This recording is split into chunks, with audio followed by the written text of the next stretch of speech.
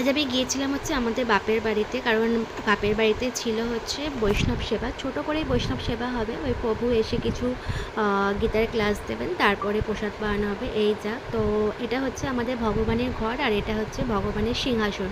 তো ভীষণ সুন্দরভাবে মা আজকে ভগবানকে মালা পরিয়ে ভীষণ সুন্দরভাবে সাজিয়েছিল, খুব সুন্দর দেখতে লাগছিল। যাই হোক, তারপরে চলে আসলেন প্রভু, এখন উনি কীর্তন করছিলেন, তারপরে উনি গীতার ক্লাস দেবেন।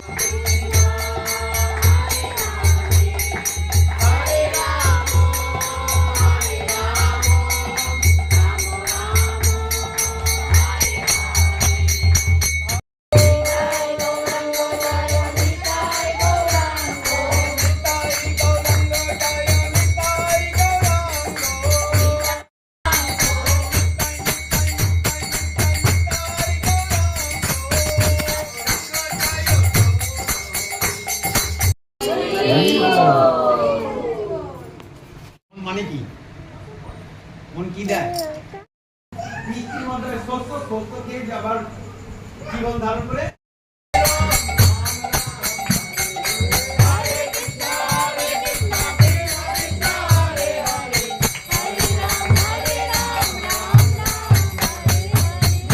গীতার ক্লাস শেষ হওয়ার পরে লাস্টে আবার কীর্তন হচ্ছিলো, আর এই কীর্তন হলে এত ভালো লাগে না, কীর্তন হবার সাথে সাথে পাগুলো হাতগুলো দুলতে থাকে। যাই হোক, তারপরে সবাইকে প্রসাদ পাওয়ানো হচ্ছিলো, আমি এখানে বসে গেলাম প্রসাদ পেতে। আর প্রসাদে আজকে ছিল হচ্ছে লুচি, আলু কষা, ঘুগনি ছিল, আর তারপরে টমেটো চাটনি, পাঁপড়, আর লাস্টে ছিল হচ্ছে মিষ্টি। তো চলো, আজকের মতো এতটুকু, দেখাচ্ছে আবার নেক্সট ব্লগে, টাটা বাই।